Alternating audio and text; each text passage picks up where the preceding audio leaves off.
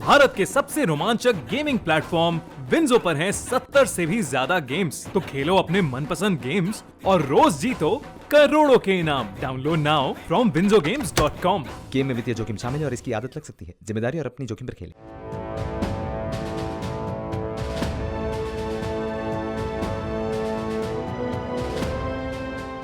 भारत रूस के संबंध खराब हो रहे हैं, ऐसे बयान देने वाले एक्सपर्ट्स आपको बहुत मिल जाएंगे। लेकिन ये दुनिया को पता है कि भारत और रूस की दोस्ती बहुत मजबूत है और दशकों पुरानी भी है। दोनों देश हर क्षेत्र, हर मुद्दे पर एक दूसरे का साथ देते हैं। इसी कड़ी में भारत तक आपको मित्र देश के इस सेगमेंट में रूस की विशाल पनडुब्बी टाइफून क्लास के बारे में बताने जा रहा है। दरअसल दुनिया में सबसे विशाल पनडुब्बी रूस की नौसेना के पास है, जिसका नाम है टाइफून क्लास।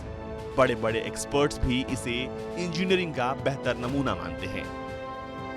अगर ये बैलिस्टिक मिसाइलों से पूरी तरह लैस हो तो ये पनडुब्बी किसी भी देश को उड़ाने की ताकत रखती है। अगर इसमें सिर्फ एक मिसाइल है तो ये किसी टेस्ट व्हीकल जैसी है। हालांकि ये साफ नहीं है कि रूस के पास मौजूदा वक्त में आखिर कितनी बैलिस्टिक मिसाइलें ऑपरेशनल हैं। बता दें कि दुनिया की सबसे ताकतवर पनडुब्बियों पर रक्षा एक्सपर्ट्स ने एक शोध किया, जिसे कोवर्ट सोर्स से कंपाइल किया गया।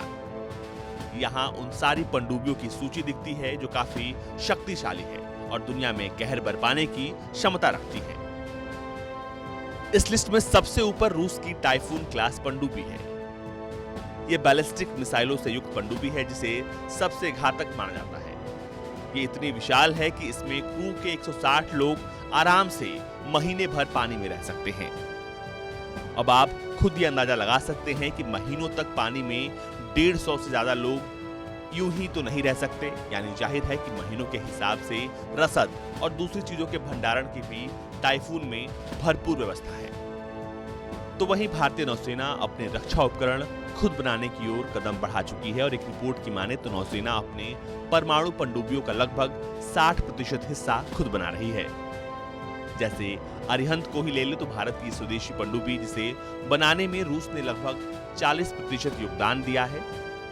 खैर, रूस और भारत के ऐतिहासिक रूप से अच्छे संबंध रहे हैं।